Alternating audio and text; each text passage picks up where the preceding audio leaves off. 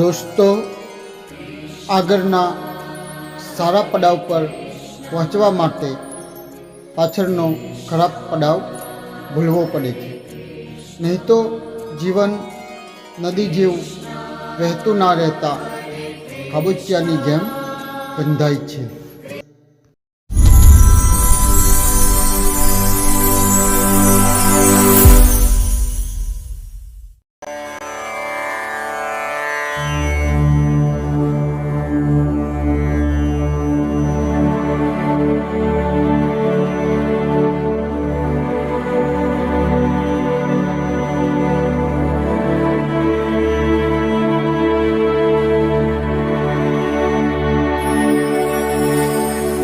જય શ્રી કૃષ્ણ. વાલા દેશવાસીઓ, આજે 26મી જાન્યુઆરી પ્રજાસત્તાક દિન નિમિત્તે આપ સર્વને મારી હાર્દિક શુભકામના. સાથે ઈશ્વરને એ પ્રાર્થના કરીએ કે ભારત દેશ સાચા અર્થમાં પ્રજાસત્તાક રાષ્ટ્ર બને, લોકો નાત જાત ધર્મના વાડામાંથી નીકળી પોતાના મતની સાચી કિંમત સમજીને અને રાષ્ટ્ર ધર્મને પ્રથમ સ્થાન આપે. જ્યારે દેશનો દરેક નાગરિક પોતાના વ્યક્તિગત હિત કરતાં રાષ્ટ્રહિતને મહત્ત્વ આપશે, ત્યારે જ ભારત દેશ સાચા અર્થમાં પ્રજાસત્તાક રાષ્ટ્ર બનશે. હાલ તો શરાબની કિંમત દૂધ કરતાં વધુ છે, તેમ આજે રાષ્ટ્રને જીતનારા ધૃતરાષ્ટ્રોની કિંમત વધી જાય છે અને સજ્જન લોકો હાસ્યામાં ધકેલાતા જાય છે. ખેર, હવે આપણે આપણા મૂળ વિષય પર આવીએ. શ્રીમદ ભાગવદ્ ગીતા એ મનના ઘડતરનો ગ્રંથ છે. આ વિષયમાં આપણે પ્રકરણ 7માં પ્રવેશીએ તે પહેલાં થોડું રિવિઝન કરી લઈએ. પ્રકરણ 1માં આપણે મનની રચના વિશે જાણકારી મેળવી કે મન એટલે સારા ખરાબ સંસ્કારોનો સમૂહ. વિચારો ઊભા થવાનું કારણ આ મન પર પડેલા સંસ્કારો છે. ત્યાર પછી આપણા મનને ઉદ્ગતિ આપવા ધ્યેયની વાત કરી ને ગીતામાં આપે સ્થિત પ્રજ્ઞના લક્ષણને સમજ્યા. પછી આ ધ્યેય પ્રાપ્તિના મુખ્ય 3 શત્રુ કામ, ક્રોધ અને લોભની માહિતી મેળવી. આમ શ્રીમદ ભાગવદ્ ગીતા આપણને અંતિમ ધ્યેય ઈશ્વર પ્રાપ્તિ કે મનના નાશ તરફ ધીમે ધીમે લઈ જવા માગે છે અને સ્ટેપ બાય સ્ટેપ સમજાવે છે. પણ પ્રશ્ન એ થાય છે કે અર્જુન તો લડવા આવ્યો હતો, ફરી પાછું તેને આ આત્મજ્ઞાન આપી સંન્યાસી ક્યાં બનાવવાનો હતો? અને તેથી જ અર્જુન પણ પ્રશ્ન કરે છે કે હે મધુસૂદન, જો આ જ્ઞાન માર્ગ જ શ્રેષ્ઠ છે તો તમે મને આ ઘોર કર્મમાં કેમ જોડો છો? અર્થાત જો આત્મસંતોષરૂપી જીવન જ શ્રેષ્ઠ હોય તો પછી આ યુદ્ધરૂપી કર્મ મારે શું કામ કરવું જોઈએ? અને મારા 2-3 વિડીયો સાંભળીને તમને પણ પ્રશ્ન થવો જોઈએ કે કામના છોડી આત્મસંતોષી રહીશું તો ખાશું શું? આવો પ્રશ્ન તમને થતો કેમ નથી? અને થાય છે તો કોમેન્ટ કેમ નથી કરતા? પરંતુ એવું નથી. ગીતા આપણને અનાસક્ત રીતે કર્મ કરતા શીખવવા માગે છે અને તેથી પહેલાં જ્ઞાનયોગ અને પછી કર્મયોગ અને ભક્તિયોગની વાત કરેલ છે. અને એ માટે પહેલાં મનને તૈયાર કરી ધ્યાનયોગ તરફ લઈ જવા માગે છે. આ માટે ભગવાન બે પદ્ધતિ બતાવે છે. એક વૈરાગ્ય અને બીજો અભ્યાસ. જો આપણે મનને ધ્યાનમાં સ્થિર કરવા માગતા હોય તો પહેલાં આંતરશુદ્ધિ કરવી પડશે, તો જ મન ધ્યાનમાં લાગશે અને સ્થિર થશે.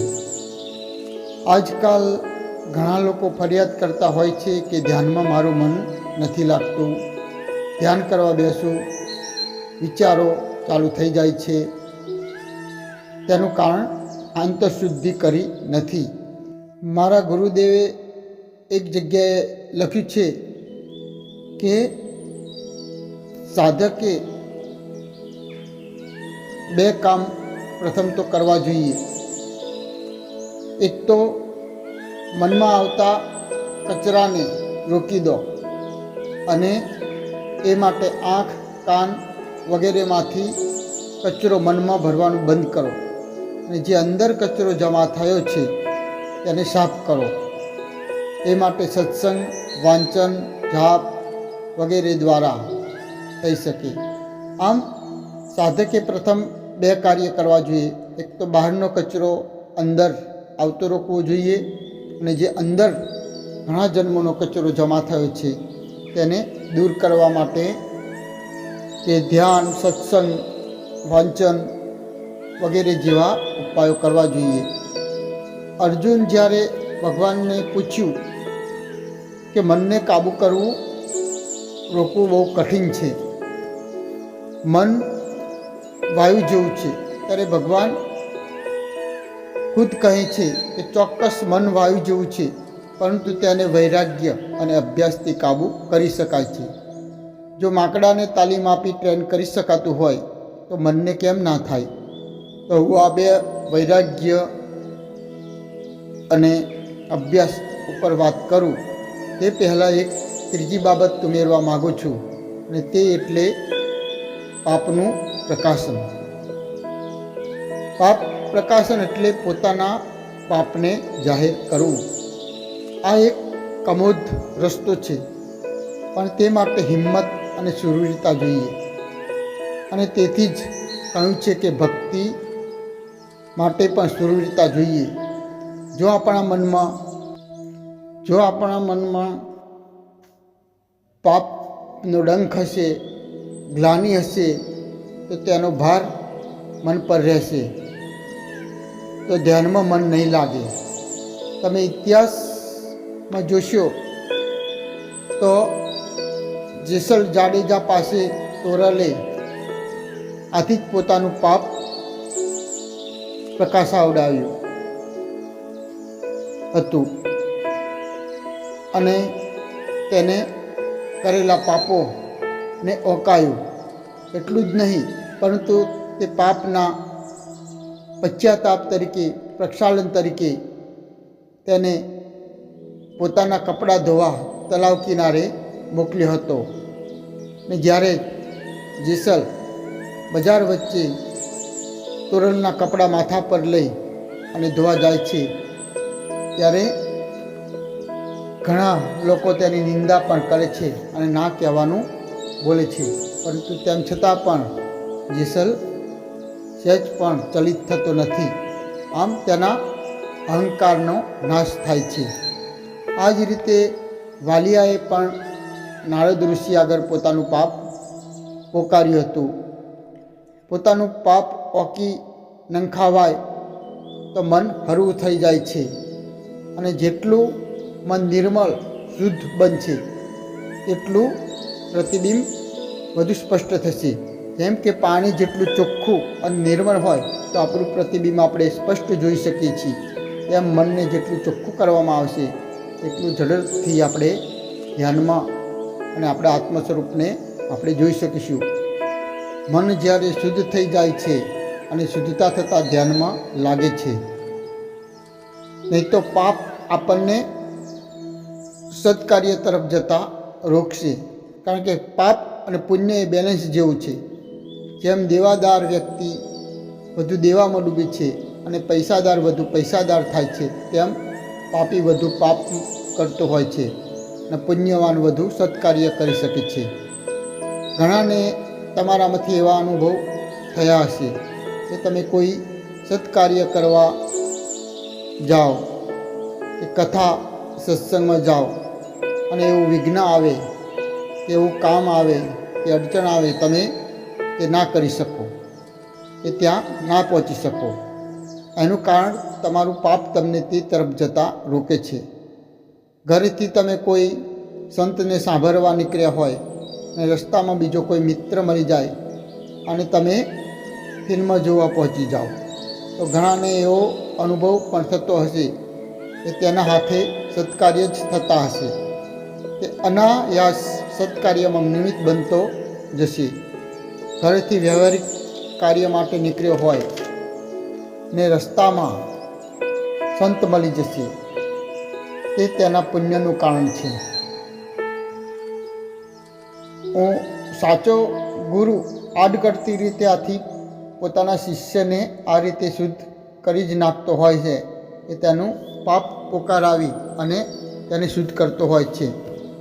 હું માનું છું કે આ મારો જે ઓડિયો છે શ્રીમદ ભાગવદ્ ગીતા, અને આ સિવાય પણ બીજા જે ધાર્મિક અમુક ઓડિયો હશે કે વિડીયો હશે, તે ઓડિયો બધા સુધી નહીં પહોંચી શકે અથવા બધા નહીં સાંભળી શકતા હોય. કેટલાક સુધી પહોંચતા જ નહીં હોય, અને પહોંચશે તો તેની તરફ ધ્યાન પણ નહીં આવે, અને જો સાંભળવા ખોલશે તો ઘણા અધૂરો જ છૂટી જશે. કંઈ એવું કામ આવી જશે કે કોઈ આવી પડશે અને અધૂરો રહેશે, કાં તો કોઈ એવું વિઘ્ન આવી જશે જેનું પુણ્ય સંચિત હશે, તે ભાગ્યશાળી જ આ પૂરેપૂરો કરી શકશે અને દરેક આ વિષય પરના ઓડિયો સાંભળી શકશે. આ હું ભરમાવવા માટે કે મારા આ ચેનલના વ્યૂ વધારવા બોલતો નથી, પરંતુ અનુભવ ઉપરથી કહું છું, અને તમારામાં ઘણા અનુભવ પણ કરશે. જો મારે વ્યૂ જોઈતા હોય તો મારી પાસે બીજા ઘણા એવા વિષય પણ છે કે બીજાની જેમ હું હલકું ક્વોલિટીનું સાહિત્ય પીરસી અને વ્યૂ ઊભા કરી શકું તેમ છું. આ ચેનલ બનાવી મારે લગભગ 5-7 વર્ષ થયા હશે, અને ધાર્યા સબસ્ક્રાઈબ કે વ્યૂ હું નથી મેળવી શક્યો, પણ તેમ છતાં પણ મેં કદી કે કોઈ હલકું સાહિત્ય પીરસી કે લોકોને ભરમાવવાનો કદી મેં વિચાર્યું નથી. કારણ કે બીજાને હું બનાવી શકું, પણ મારી આત્મામાંથી હું નજરમાંથી હું ઉતરી જાઉં. અને જ્યારે આજે ગીતાનું જ્યારે હું અધ્યયન કરું છું ત્યારે તો હું આ વિશે ના વિચારી શકું. ખેર, મારો કહેવાનો મતલબ કે તમારે જો ધ્યાન માર્ગમાં આગળ વધવું હોય, ભક્તિ તરફ વળવું હોય, તો પાપને જાહેર કરી દો. પછી જુઓ, આપણા શાસ્ત્રોમાં પણ ઘણી આવી વિધિઓ આપી છે. આથી જ સત્કાર્ય કરતાં પહેલાં બ્રાહ્મણ વિષ્ણુ આગળ સંકલ્પ મુકાવતા, સંકલ્પથી કાર્ય પૂરું કરવાનો અને વિઘ્નમાં પણ ટકી રહેવાનો શક્તિ મળે છે. તો શાસ્ત્રોમાં એવા ઘણા બધા ઉપાય છે કે વ્યક્તિ જો કોઈ મોટું પાપ કરે તો તેને પહેલાં એવું હતું કે ગાયનું પૂંછડું પકડી ગામ ફરતે તે વ્યક્તિને ફેરવવામાં આવતો, અને તે વ્યક્તિ પોતાનું પાપ કહેતો ગામ ફરતે ફરતો. તો આપણા પૂર્વજોથી પહેલાં કોઈ પાપ થતા તો તીર્થયાત્રા કરતા, અને તે પણ આજના જેવી તીર્થયાત્રા નહીં, પરંતુ પગે ચાલી અનેક મહિના બાદ તીર્થક્ષેત્રમાં પહોંચતા. આપણા ભારતમાં એક એવા મહાપુરુષ થઈ ગયા જેને હું મારા ગુરુ માનું છું, જે વર્ષો પછી આજના સમયને અનુલક્ષી એવી તીર્થયાત્રા આપી, અને હજારો લોકો આજે પણ આવી તીર્થયાત્રા કરી રહ્યા છે. તો શાસ્ત્રમાં એવા અનુષ્ઠાનો પણ આપેલા છે એ વિધિપૂર્વક કરવામાં આવે તો પાપ નાશ પામે છે. આજે ગાયત્રી પરિવારમાં પણ દર વર્ષે આવા અનુષ્ઠાન સામૂહિક કરાવવામાં આવે છે. ગાંધીજીથી કોઈ ભૂલ થઈ જતી તો તે ઉપવાસ કરી નામ સ્મરણ કરતા અને પોતાના પાપનું પ્રાયશ્ચિત કરતા. આમ પોતે જ પોતાનો નિરીક્ષક, પોતે જ પોતાની સજા કરવી, જેથી મન ફરી પાપ કરવાની હિંમત ના કરે. જોકે એવી ઘાતક સજા ના હોવી જોઈએ જે સૃષ્ટિ વિરુદ્ધ હોય. મેં સાંભળ્યું છે કે ઘણા સાધુ બાવાઓ એ કામથી હારી પોતાની ઇન્દ્રિય કાપી નાખતા, તો ઘણા પોતાની આંખ ફોડી નાખેલી. આ અયોગ્ય છે, આ સર્જનહારનું અપમાન છે. હવે પ્રશ્ન એ થાય છે કે પાપ કોને કહેવું? તો પાપ એવી વ્યક્તિની આગળ પ્રગટ કરવું કે જે સ્વજન હોય, હિતેશી હોય, અત્યંત નિકટ હોય, જે આપણા પાપો જાણ્યા પછી પણ તેની નજરમાંથી ઉતરી ના જઈએ. તે તેટલો જ પ્રેમ કરે, જે બ્લેકમેલ ના કરે. આવો મિત્ર પણ હોય જે આધ્યાત્મિક માર્ગે ચાલનારો હોવો જોઈએ. અને જો કોઈ ના મળે તો ઉત્તમ ગુરુ. પણ આજે સાચો ગુરુ મળવો પણ કઠિન છે. જે ગુરુ શિષ્યને લૂંટવા જ શિષ્ય બનાવતા હોય એ તો બ્લેકમેલ જ કરશે. બધા ધર્મોમાં આ પ્રથા કોઈને કોઈ સ્વરૂપે તો છે જ. તમે ખ્રિસ્તી ધર્મમાં જોશો તો ચર્ચમાં પાદરી આગળ વ્યક્તિ પોતાની થયેલી ભૂલ અર્થાત પાપ કંઈ હળવો થતો હોય છે. પાદરી એક બોક્સમાં ઊભો રહે અને સામે બહાર ઊભેલો વ્યક્તિ બાખોલમાંથી પોતાનાથી થયેલ પાપ કહે અને પશ્ચાતાપ કરે. આ એક સુંદર વ્યવસ્થા છે. પાપ સાંભળનાર અને કહેનાર વચ્ચે પડદો હોય તો કહેનારને શરમ આવતી નથી અને સાંભળનારની નજરમાંથી તે ઉતરી જતો નથી. શ્રીમદ ભગવદ્ ગીતામાં શ્રી કૃષ્ણ ભગવાને ખુદ આવા લોકો માટે આશ્વાસન આપતા કહ્યું છે કે અપિચેત સુદુરાચારો ભજતે મામન્ય ભાગ સાધુરેવ સમંતવ્ય સમ્યવ્ય સ્તોહિસા. જો કોઈ ઘણો દુરાચારી પણ અનન્ય ભાવે મારો ભક્ત બનીને મને ભજે છે તો એ સાધુ જ માનવા યોગ્ય છે, કેમ કે તે ખરો નિશ્ચય કરનારો છે. જો પાપીમાં પાપી વ્યક્તિ પણ મારી શરણમાં આવશે તો તે સાધુ જ છે ને આજે નહીં તો કાલે એ સજ્જન બની જશે, કારણ કે તેને ઉત્તમનો સંગ કર્યો છે, ભગવાનની આંગળી પકડી છે અને જેવો સંગ તેવો રંગ. તો વાલા શ્રોતાઓ, મારો કહેવાનું ટૂંકમાં એટલું જ કે જો આપણે મનને ઈશ્વરમાં અને પોતાના આત્મ સ્વરૂપમાં સ્થિર કરવું હશે તો પહેલાં શુદ્ધ બનવું પડશે, નિર્મળ બનવું પડશે. જેમ નિર્મળ પાણીમાં જ, સ્વચ્છ પાણીમાં જ પોતાનું પ્રતિબિંબ દેખાય, તેમ શુદ્ધ મન અને શુદ્ધ હૃદયમાં જ આપણે ઈશ્વર અર્થાત આપણું આત્મ સ્વરૂપ જોઈ શકીશું.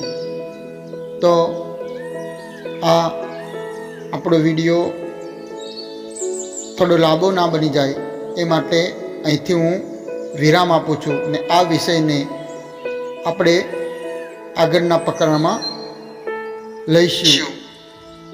અને યોગાનુયોગ કહો તો યોગાનુયોગ કે આજે જ્યારે હું આ ઓડિયો બનાવી રહ્યો છું ત્યારે સુભાષચંદ્ર બોઝની જયંતિ છે અને આ જ્યારે ઓડિયો આપણી પાસે પહોંચશે ત્યારે 26મી જાન્યુઆરી પ્રજાસત્તાક દિનની ઉજવણી હશે.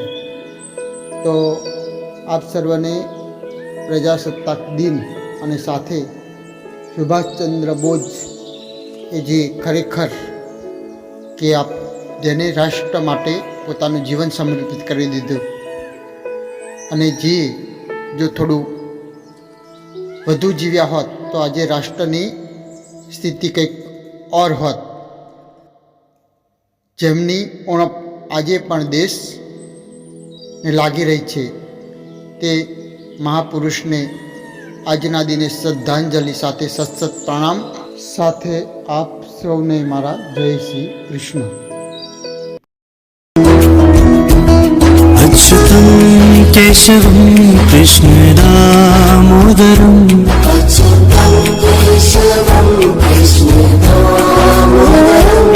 अच्युतं केशवं कृष्णदामोदरम्